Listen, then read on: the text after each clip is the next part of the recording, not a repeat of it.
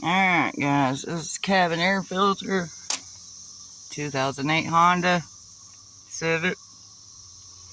Yes, I did this myself. This is what I pulled out. It's never been changed. Never. I don't know if you can see that. This might or might not help my AC airflow, but we'll see. Anyways, there's the new one. Make sure you put it in right.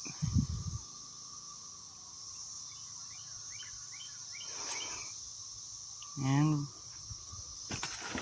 line your arrows up right,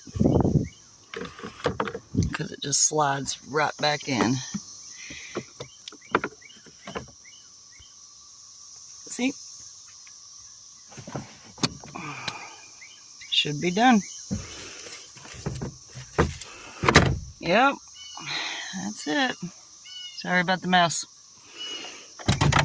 Sorry I didn't show you how to do it, but you just push these little flaps in and it comes back down.